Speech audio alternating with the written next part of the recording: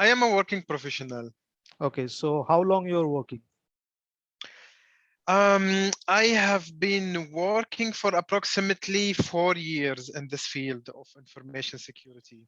Okay, so before that you have gone through some BTech degree or any type of formal degree in IT infrastructure or something like that?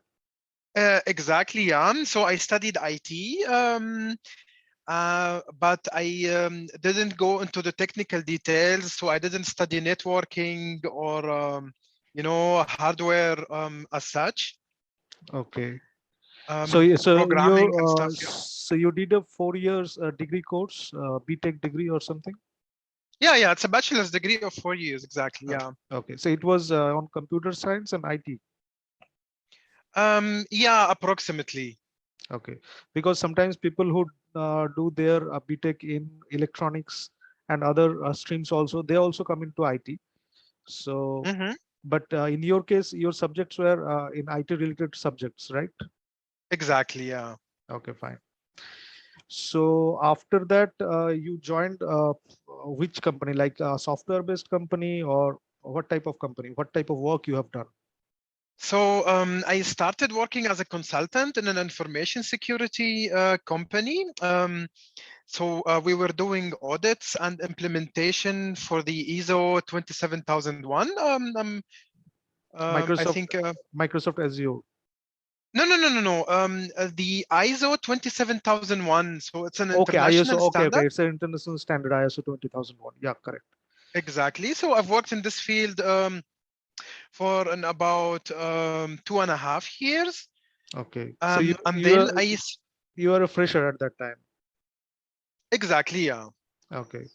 And then And then I moved to working at one of the biggest infrastructure companies in Germany. okay. Um, yeah, and now I am an internal employee, so I am not a consultant anymore, and I'm working in the GRC field. Yeah, so governance, risk, and compliance. Okay. Okay. So mostly, though you studied IT related stuff, but mostly your jobs, like the initial one, was a consultant's job.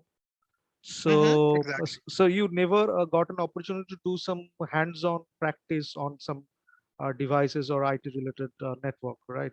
Ex- Yeah, exactly. I never had that chance. That's why I wanted to enhance my knowledge in this field, yeah, to understand the basics of networking and the entire program. Correct. So, so in that case, maybe like some people have a little bit of idea, or maybe they have studied by their own, by some book or some articles or something. So, Hmm? let me share my screen. So I will share certain topics which, like students who come as a fresher, or maybe who are currently in high school or maybe in a college. So I consider that they don't have any knowledge. So in that case, can you see this notepad? Yeah, I can see it. Okay. So like we start from the very basic thing. The topics that you have mentioned, you want to learn networking and then firewalls and then Linux, right? Exactly, yeah. Okay. And many other things, but yeah, of course. Basically, you want to start with these things, these three things. Exactly, yeah. So in that case, like people who are just a beginner, so we start with the very basic definition of networks, and then we discuss about why should we create a network, why we are learning network, Mm-hmm. what is the purpose of network, why are we going to learn networking. Okay, Mm-hmm. Yeah. so then we will discuss about the benefits of networking that we get in if we establish a network, and then we discuss about certain topologies. So topologies, you might be knowing, it's the layout or Yep. design or Exactly. architecture. Since you This are is in a very, very important to me. Yeah. correct, correct, like you are in a consultant position, so you must have gone through many topologies, or maybe sometimes you have to decide on certain topology.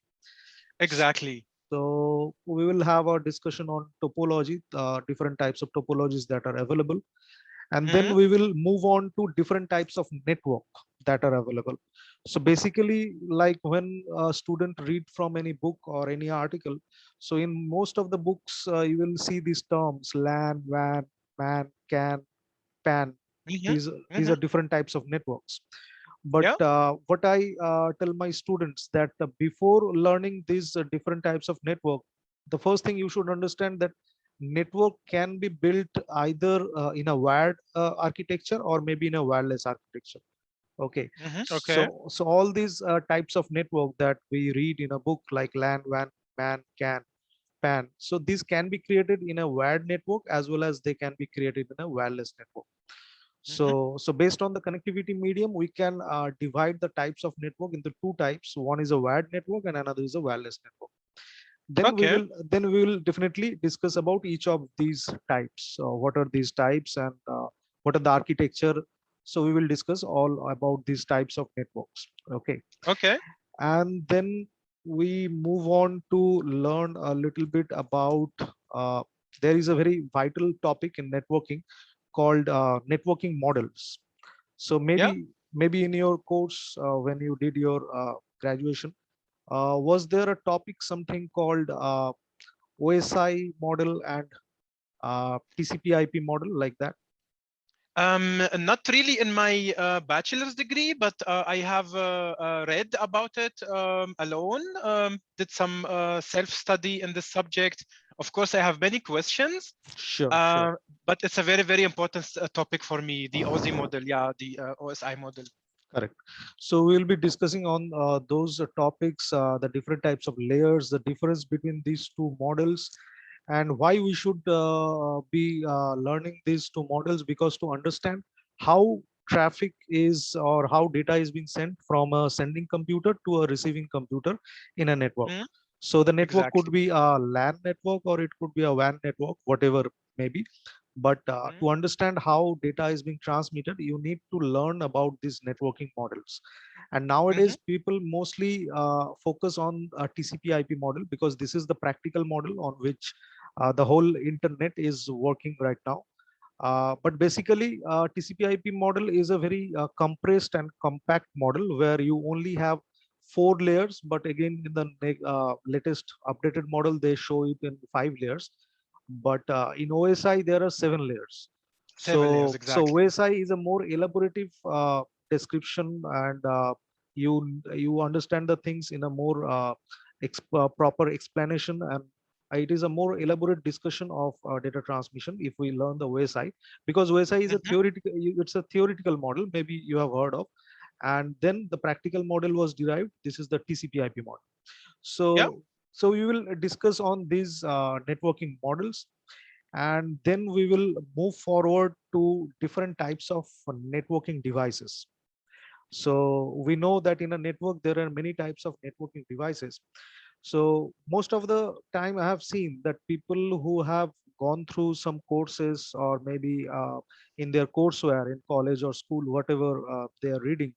So whenever I ask them that what is the bare minimum requirement to create a LAN network, so immediately they start naming some five, six, or more than that names of different devices, and they just start naming from repeaters, hub, switch, bridge, Yeah. firewall, Wi-Fi router, access point. They name every devices because they have read about these item names on certain books or articles. But the Exactly. practical thing is definitely these are all networking devices, and we will also learn about these devices. But to understand in a very simpler way that you don't need all these devices at a time. If you are just going to have a very small network of maybe 4 or 5 computers and a printer, and if you want to share the printer in the network with maybe 5 or 6 computers, you don't need all these devices together at the same time. So Mhm. so these things I clarify so that my students get a clear concept that what should be needed at what point of time. It's not that you have to take all the devices at the same time for every network architecture. All the devices are not required. So we will discuss about different types of networking devices, their functionality, Mhm. when they are required, what is a LAN network, what is the bare minimum requirement with which you can create a LAN network without having a Wi-Fi router or anything. You can create a LAN network by yourself. So Mhm. those Mhm. things I will explain here. And then we will also discuss about different types of networking cables. Yeah. So basically, we know mostly we use the Cat5, Cat6, the Ethernet cables in the LAN network. But other than these Ethernet networks, there could be fiber optic networks, or there is some one more type of cable called coaxial cable. So Exactly. Yeah. we'll discuss about these types of cables and when they are used and how they are used. What is the functionality of each of these cables? And since we are Mhm. discussing about the cables, we definitely need to discuss about the different types of network connectors, because each of these cables have a different type of connectors to connect those cables. Mhm. So the next topic that we will be discussing are like network connectors. And again, then a very vital topic is called network protocol. Mhm. So have you heard of, I think you definitely you have heard of. So can you tell me what is a protocol? Um, a protocol is used. Let's say a particular device can communicate with another device using a protocol, like for example, UDP or TCP. Uh, right? Yeah, you're correct. So in that case, we can say protocol is a medium of communication, right? It's a language of communication between the digital devices. Mhm. So the devices that are there, like right now we are communicating on the basis of a language, on the English language. But similarly, the networking devices, they also communicate based on a certain languages. So protocol is the medium of communication for these networking devices. And there are many, though basically the two protocols that you have mentioned, TCP and UDP, these are the main two types. And again, under these two types, there are various other protocols like HTTP, SMTP, FTP, IMAP, POP3. So there are various types of protocols which may Mhm. fall under a TCP or may fall under UDP. So, Mhm. so we discussed elaborately on protocols and what are the different types of protocols and what are the purpose of each of these protocols. And the moment we discuss about protocol, we also actually discuss about one more thing, which is called the service port or the port numbers, Exactly. Yeah, the service port ports. or the port address. Mhm. So because each of the protocol is related to a certain service port number. So we will discuss about them together when we will be discussing about protocols. So this is a very vital chapter in networking to understand the protocols.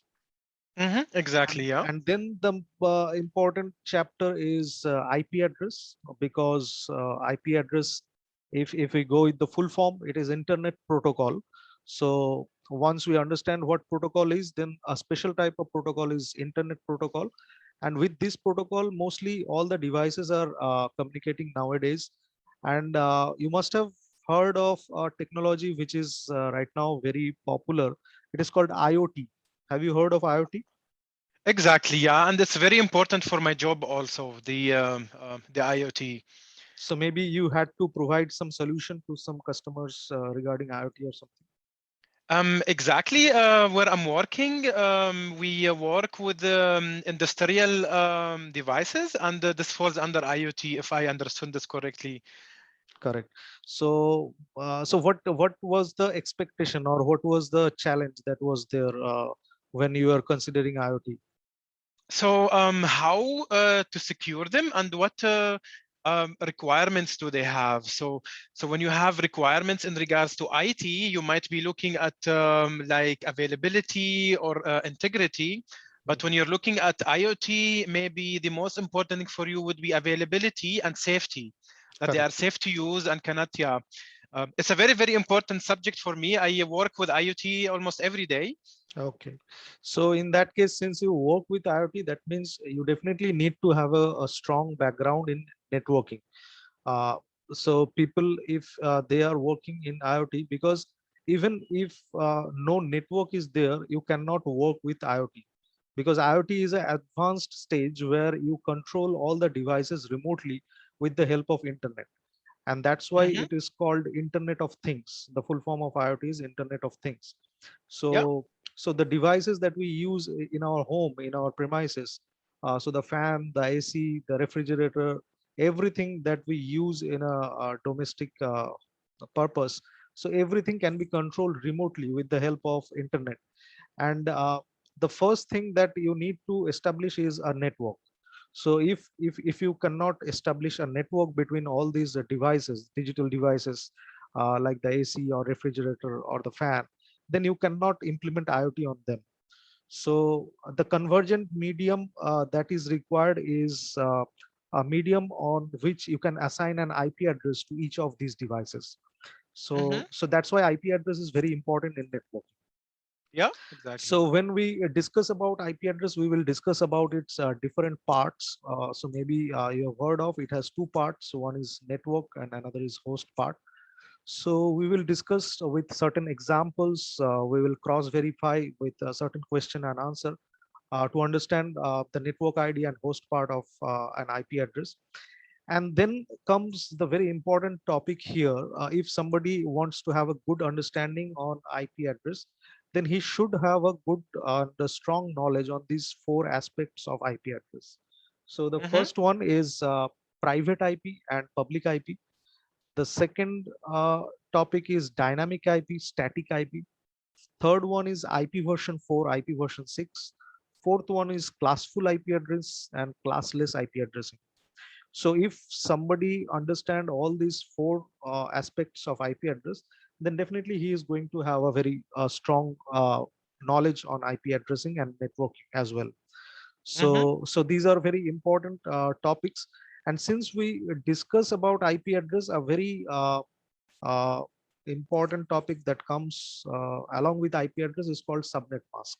Okay, so maybe you have I seen would like really love to understand this, because I don't I hear a lot this word subnet masks and masks, but I never really understood how do they work and what are they made for.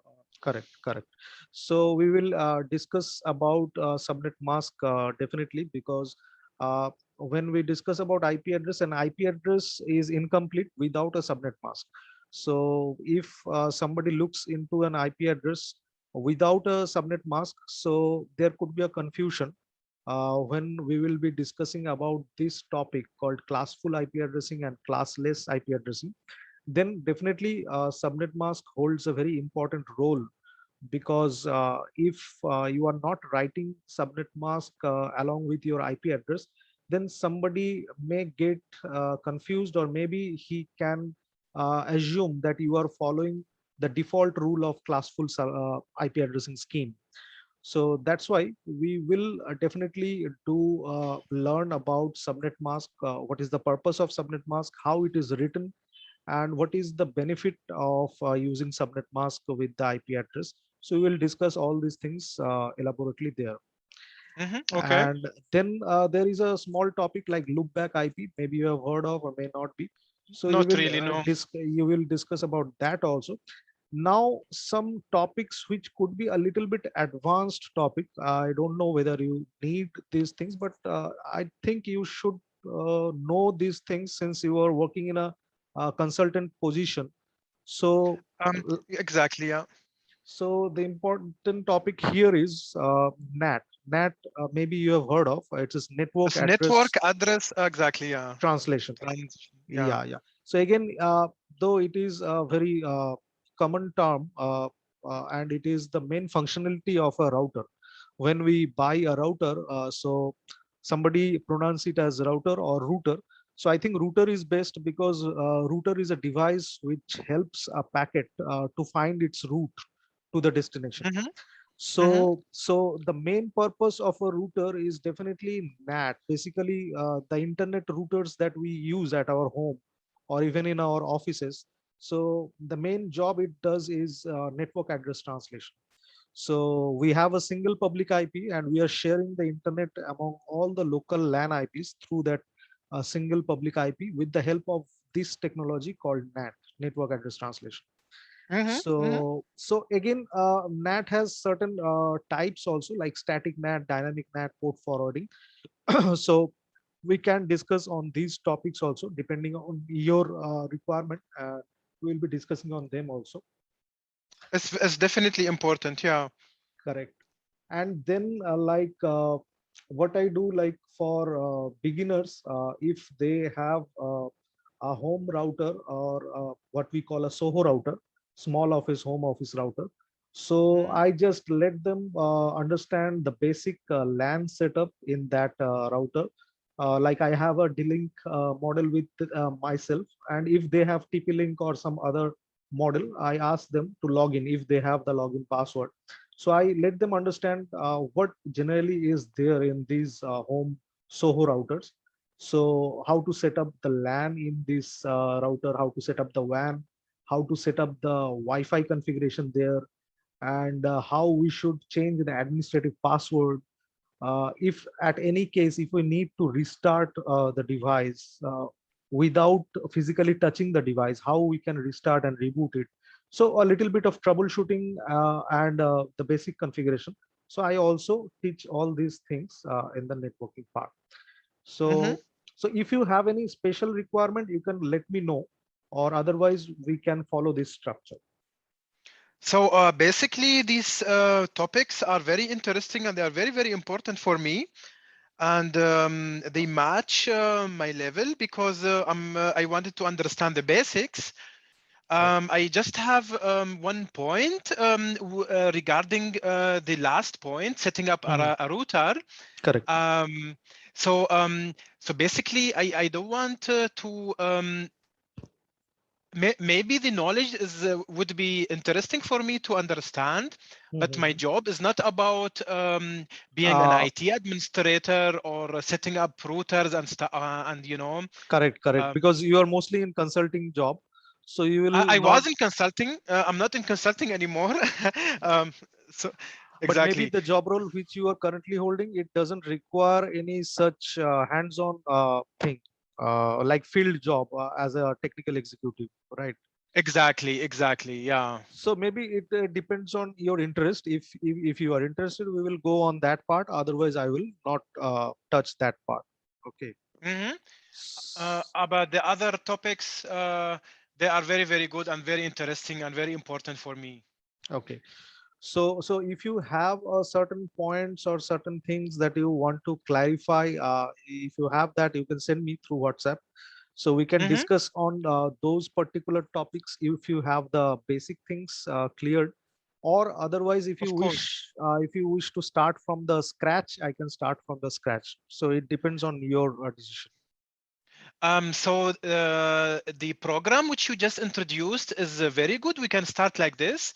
I have many questions which require a long time to be discussed, but I would prefer first of all to understand the basics. So then when you try to explain to me my questions, then I will understand you when you start talking about networking. Like for example, I wanted to understand how Okay, firewalls work and correct. where should they be implemented, where you Okay, can get the best advantage from them, how do you isolate networks and DMZs, where okay, should an antivirus, and such topics. But like I okay, said, the basics, first of all, would be very important. okay. So do you, in that case, do you want me to start from the basics? Exactly, yeah. Okay, fine. So we will be having a small session today for half an hour because we have discussed for half an hour. Hmm. So I will start from the basic level. Just give me a moment.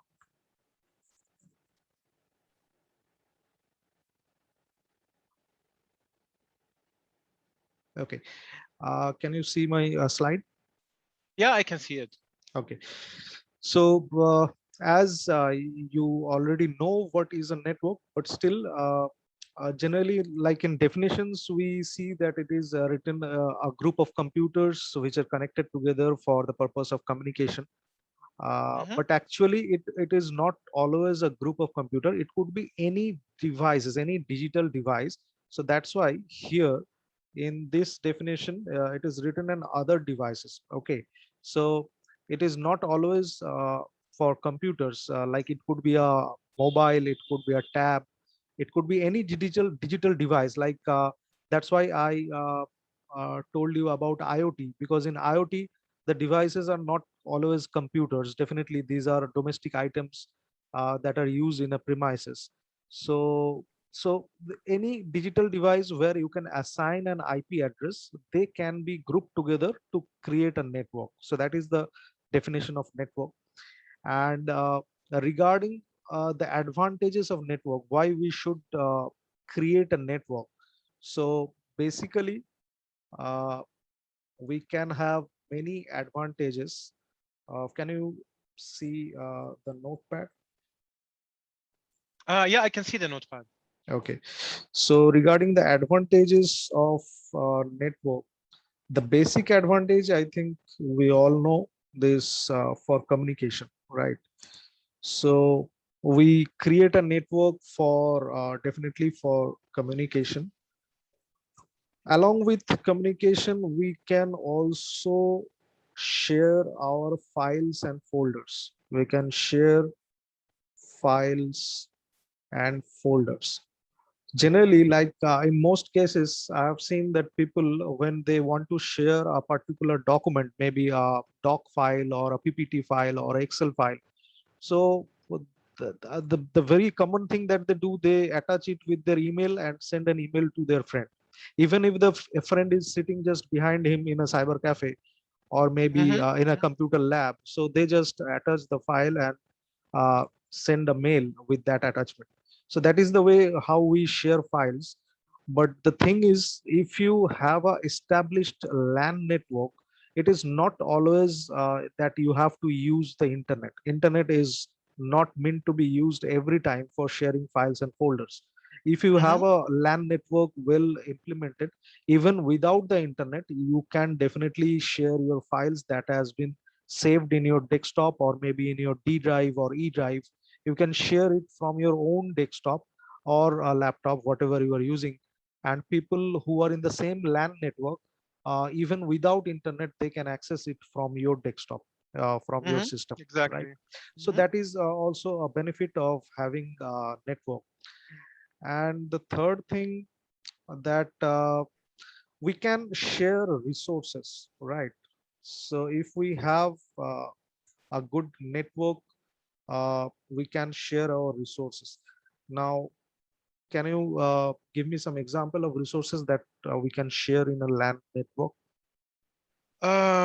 Maybe storage areas, maybe we could share as a resource. Correct. Storage area can be a resource, definitely. Maybe internet could be shared across. Correct. We can share Internet. internet also. Um, I'm not sure. I'm just gonna try to say processing, CPU processing. No, I don't think. I don't know. Um, Uh, so it is not actually sharing resources, but again, like in a client server technology, so we have a server and all the users are in a client mode. So we share the computing power of the server.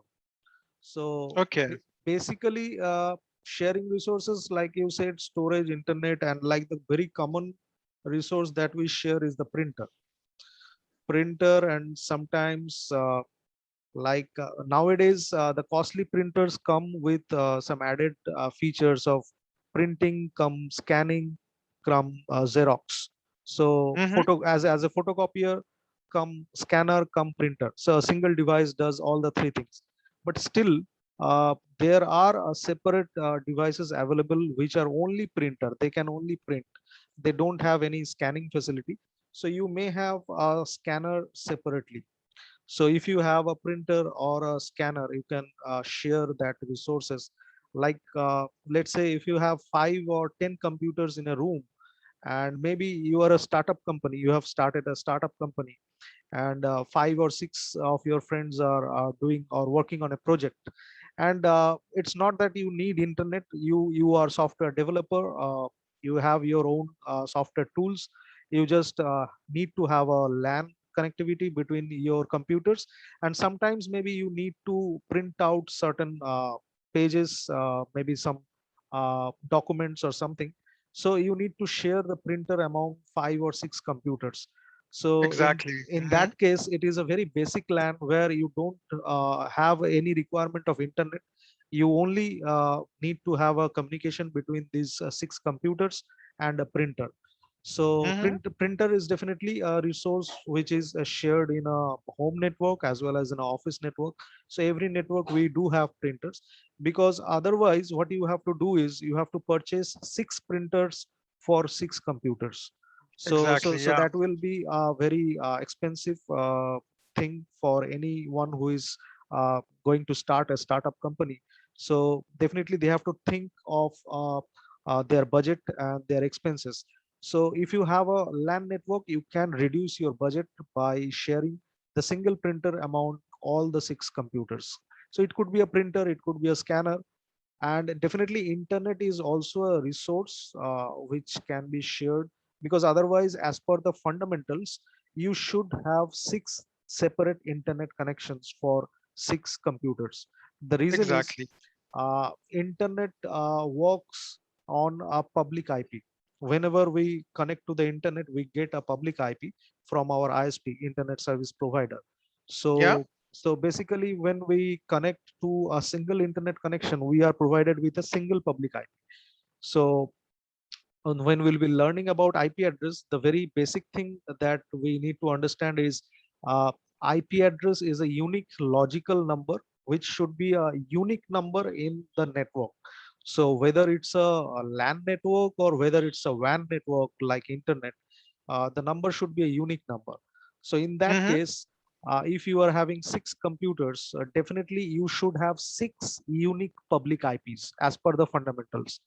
Mm-hmm. But Exactly. having 6 internet connectivities will only provide you 6 different public IPs, and to have 6 different internet links means you have to spend a lot of money on the internet connectivity.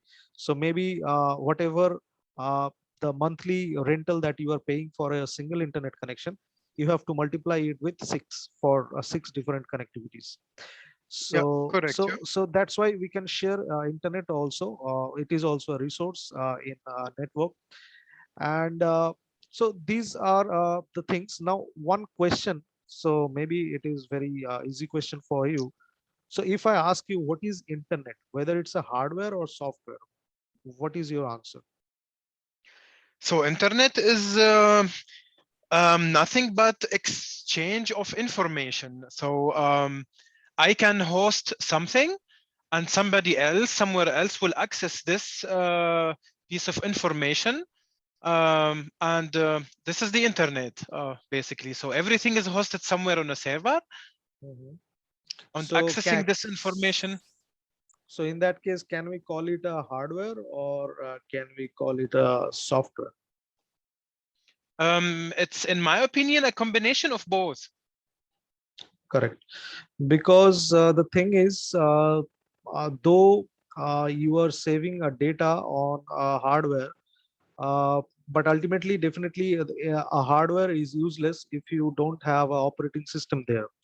Mm-hmm. So basically if somebody says that it is a network, then he is correct.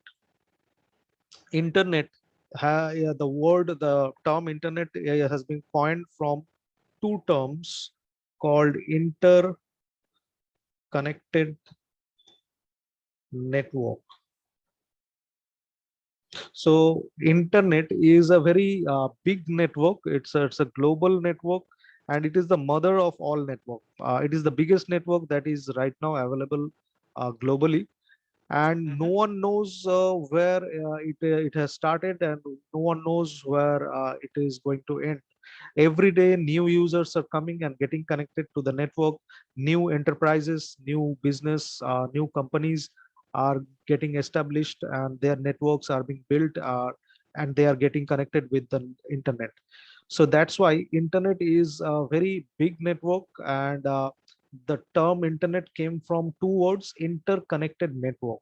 So the inter from interconnected and net from network, that makes the word internet.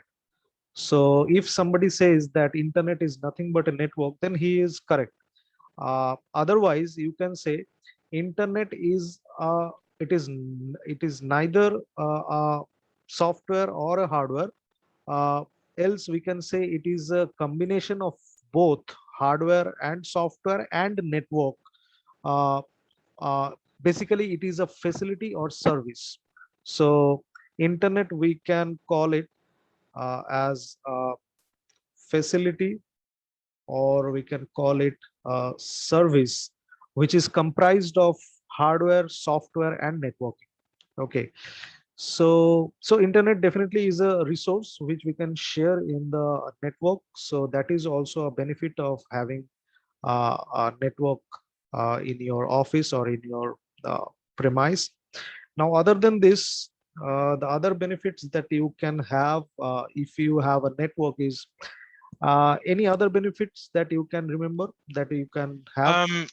I would like to add management. So if you have 4 devices, they are easier to manage through a network than managing each device alone. So maybe an example would be like a central antivirus server, which pushes antivirus updates to all the other computers connected. Correct. The example that you have given, it's definitely comes under the topic called ease of administration. So, like if you have 100 computers or 50 computers or 200 computers in your LAN, and we know we cannot use our computers nowadays without an antivirus application loaded, because the network is filled with viruses, malware, spywares. Even when we bring our flash drive or external hard disks or pen drive, so we may get infected. So our computers, our home computers or maybe our office computers, sometimes it happens that maybe my home computer is infected with a virus and I don't know that it is infected. So I'm using the same pen drive in my home laptop or home desktop, and I'm bringing the same pen drive to my office and plugging it into my office laptop and desktop. So I'm actually infecting my devices without a network, but with the help of a media, that is the pen drive. So that's why a system administrator or a LAN administrator needs to update the antivirus software, the client software that is present on each and every desktop and laptop in the network. But if he tries to manually update them, so it will take a lot of time, and it is not always possible to visit each and every employee's desk and do an update, visiting each employee's terminal. So in that case, if you have an antivirus server, with the server, you can centrally manage so that all the clients who are there in the network, they get automatically updated from the server. So Exactly. Yeah. that is one example. And some other example is like if you are a system admin or maybe a network admin of a company which has a 4-storied building, where certain employees are sitting in the ground floor, certain employees are in the first floor, and group of employees are in the second, third floor. Uh, so in that case, being a network administrator or a system administrator, maybe it will happen sometimes that you are in the ground floor, you are doing some work on certain desktop or PC on a certain employee's desk, which is in the ground floor or first floor. And some other employee who is sitting in the third floor or fourth floor, he is calling you and asking you for help because he cannot open his browser, or maybe his Outlook, MS Outlook, Microsoft Outlook is not opening, or he is not able to send emails. So he can call you and ask for help. So generally, like if you have a LAN network well established, you don't need to visit that employee who is in the third floor or fourth floor. Instead, wherever you are, maybe you are in the ground floor or first floor, if you are in the same LAN, with the help of certain remote access softwares, even there is a feature in Windows which is called RDP. Have you heard of RDP?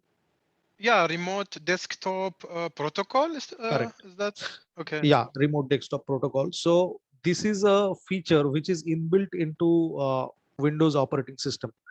So even if you don't have some third party software, and if the destination computer, the employee's computer who is facing some issue, if he can enable, or if the remote desktop protocol RDP service is being enabled in his desktop, then you can remotely access his desktop from anywhere in the local LAN. So you don't need to visit to his desk. Instead, from the LAN, by sitting on his on your own computer, you can access his desktop, and it will seem like you are accessing his desktop right sitting in front of his desk. So you can do Mhm. anything, and you can solve the issue, and then you can log out and then ask him to check for the issue that he was facing a few minutes back. So Yep. these things are very helpful. If you have a LAN environment, you can definitely control the LAN from a central, so maybe you are sitting in the server room, or maybe you have your own room, so in the office, so you can centrally manage it. So like the one that you have given for antivirus, that is also a process of administering the network for security, as well as for IT people who provide day-to-day support. So if you are having a LAN established, it becomes very easy for the IT support guy to provide the support to the Exactly. employees. There are many solutions in this field. Correct, So one solution would be also Windows updates. So correct, instead of updating every computer manually, ease of administration would be updating all the computers together in a network. correct. You can control them centrally, and maybe you can set certain settings in their systems, so that the updates will be done at a particular time, and it's not that during the office hours they will start updating their system automatically. Instead, you can set some time on their system. Maybe they will update after the office hours, or maybe in the weekends, like in Saturday or Sunday. So those things can be administered centrally if you have a well established LAN. Other than this, so as you have already told, storage, so definitely uh, the term that comes here is data backup. So when you are talking about storage, so basically storage is, I can give an example of file server. So have you heard of the term file server? Um, I've heard of the term of NAS and SAN. Correct. So NAS is a network attached storage, and SAN is a storage area network. Okay. Exactly, yeah. So you have told me the two names. Can you define the differences between the two? So one of them is basically a shared storage on the network where multiple, so let's say people can access this shared storage. Correct. It could be a file server or a storage server, Hmm. which is attached with the network. And in different companies there could be policies like when you are logging out of the system and when your work is over, you should keep a copy of your important data in the file server or in the storage server, Hmm. so that for any reason, maybe tomorrow due to some network issue, or maybe due to some hardware issue, maybe your computer is not booting properly, and you are holding a very good position in your company, and your computer does have many important documents which are required immediately for maybe a conference or seminar that is going to happen tomorrow. So in that case, if for any reason, if your system is not booting at that very day, that occasion, so it would be a very troublesome for you to get the data which is there in your computer. So in that case, many companies do ask their employees to have a copy of important data to some file server, or maybe some, we can call it a storage server, So they have their own folders there, maybe created by the system administrator or network administrator. So you can share, you can keep a copy of your important files there, so that at any point of time, if even if your own system doesn't boots up properly, then also you can take a copy from the file server which you have already kept there day before. So that is the thing of network attached storage. And what is SAN? SAN. So this one is the storage area network, I think. And Correct. to be very honest, I forgot to um, what SAN exactly does, Okay. because Uh, we very yeah. rarely work with SAN. Okay. Okay. And SAN is definitely an advanced topic also. Maybe in a very big corporate network, or in a very critical network where you need to provide solution with SAN. Otherwise, like maybe SAN is not a solution for a small or medium sized company, because definitely it is a very expensive solution where you need to have multiple storage servers, and they will be configured in clusters. So the term we use is cluster.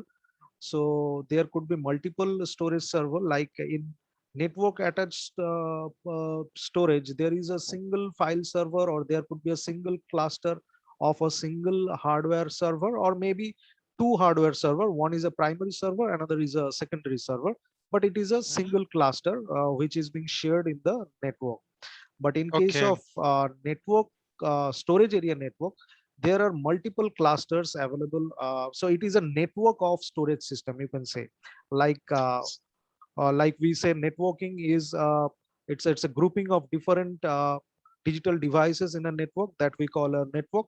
Similarly, storage area network is a network of storage system. So there will be multiple storage clusters who will have their own network. So it is a network of all storage clusters. So there are multiple storage clusters available in a storage area network, and that gives a very good redundancy of data, and the chances of data loss is very less in storage area Okay. network, because, So because this it's is a very basically where we use RAID. correct. Correct. We Okay. use RAID, redundant array of independent disk, the RAID technology. And RAID has many versions like RAID 5, RAID 6, and many other. So so with these technologies, the chances of data loss is very less, because these are very costly solutions. It's not big, easy for any small or medium sized company to have a storage area network. But definitely, so these are the things that are only possible if you have a network. If you have a network, then only you can have these network attached storage, or maybe storage area network solutions. Now, there could be one more benefit of network, like have you heard of the term called DRS? Not really. DRS is a disaster recovery system. Okay. Yeah. Then I know what that is Okay, so approximately. can you brief a little bit? So basically, having a second network in case the first network goes down, you will be having a second network as a backup, which can be used. Correct. So basically, what many big companies do, they have a central server room in their main head office server. So they have their own server room. They have their own servers where they have all the files and data backup. But maybe due to some natural calamities like earthquake or flood or anything that may happen, a huge maybe a power failure for 2 days or something. So these things can happen. So in that case, they sometimes hire a server infrastructure from some third party companies who provide data center services. Have you heard of data center? Of course, yeah, yeah. In my audits, I have audited maybe 4 or 5 data centers. Yeah. Okay, so in that case, you definitely know that data center is like it could be a very big building, or maybe a group of building, or maybe a single floor with hundreds of servers, or Yep, thousands. exactly. So they have multiple servers, and as they have multiple servers, they have multiple networking devices, multiple routers, multiple switches. So it's a very large space where they have several devices.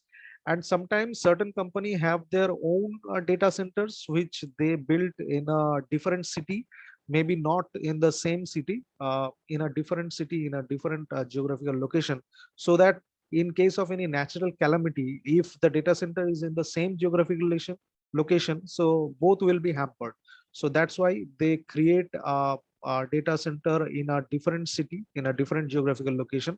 Sometimes they Exactly. set up their own data center, and sometimes they can take it on lease from any third party companies. Like there are many big companies like TCS, Exactly. Yeah. Cognizant, and many other, even like Amazon, Microsoft, they also have their data centers which they provide for public usage. So Exactly. Yeah. somebody can hire their services as a disaster recovery system. So at any point of such natural calamities, they can start their job from that second location instead of the first. So everything is only possible if you have the network inbuilt. So everything depends on networking. Okay. Mm-hmm. And small information like when we communicate, basically we communicate with emails, right? So Yeah. we send emails, and maybe I don't know if you have heard of earlier, before the this era of WhatsApp started, we used to use certain messengers. Like one was very popular called Yahoo Messengers. Have you ever Mm-hmm. Yeah. used, or have you heard of Yahoo Messenger? Yeah. Yeah. So people used to have these type of messengers like Yahoo, MSN messengers, and even Google has one software called Gtalk. So these were softwares that people used to have for having communication before the WhatsApp period started. So at that moment, we used to install these softwares, Yahoo Messenger, MSN Messenger, Gtalk, in our desktop. And then we used to have some chat or conversation with our friends, or maybe even sometime for official use also, we used to do such communications.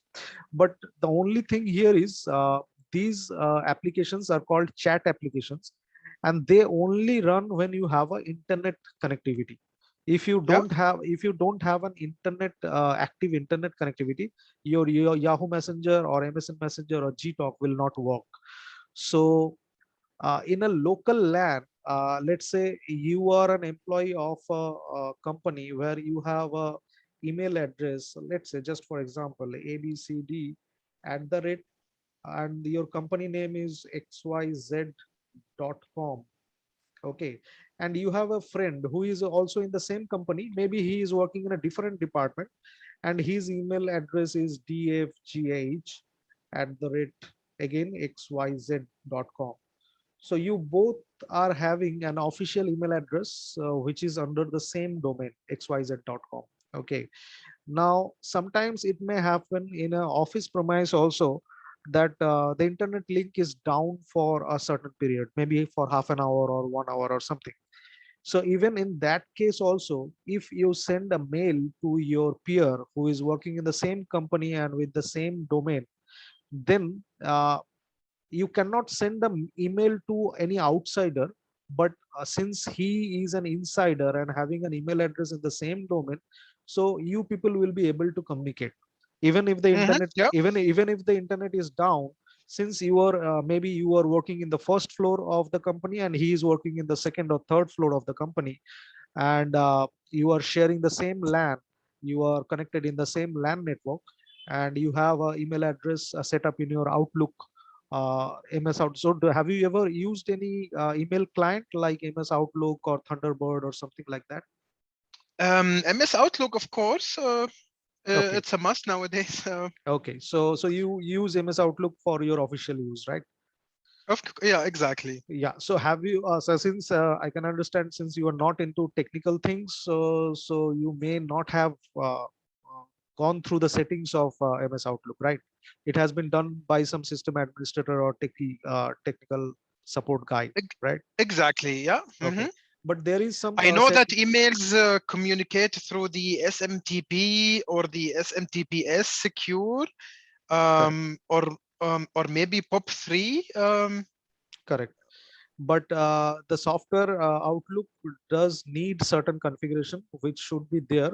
Then only you will be able to send and receive emails. So those configurations are done by the technical support guys who are present in your company. Mhm.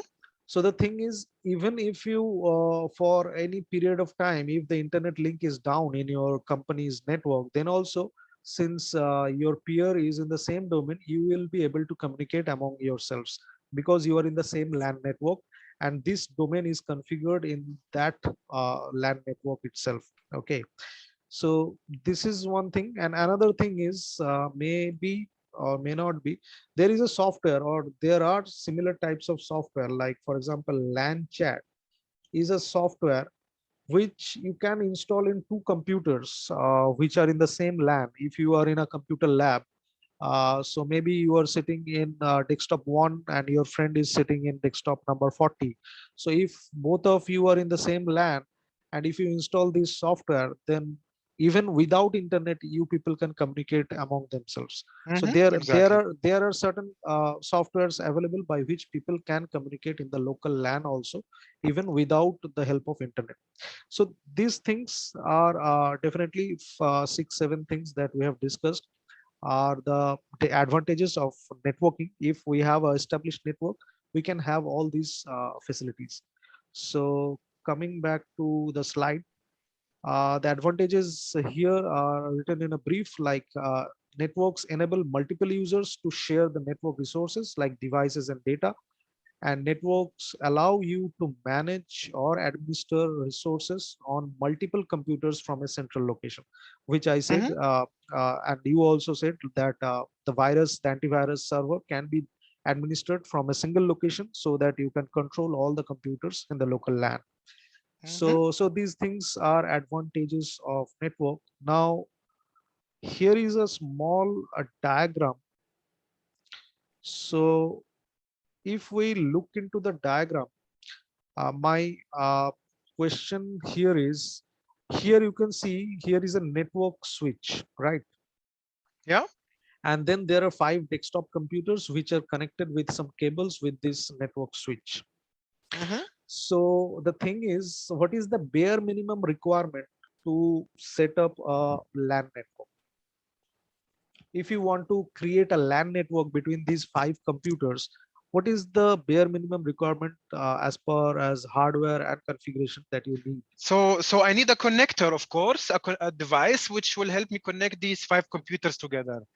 So that connector or junction box is called network switch or Switch. Yeah. network hub.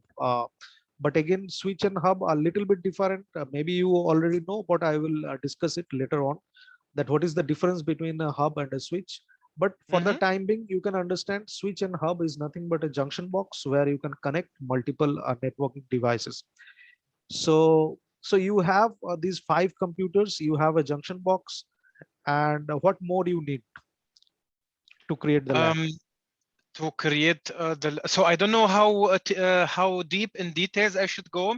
Like so I need a I need a cable, of course. So So or for connecting 5 computers, will one cable will be sufficient? I need 5 cables, of course. Correct. So depending on the number of devices, you need as many number of cables. Okay. Mhm.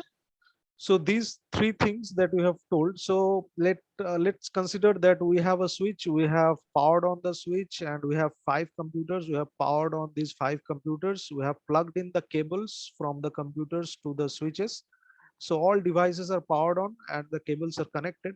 So is that sufficient to have a communication between all these 5 computers? No, so we need to do the proper configuration.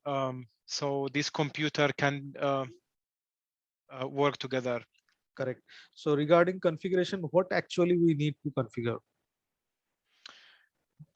So I think this depends on what we want. So if we want to establish, um, um, So let's say a storage area, Mhm.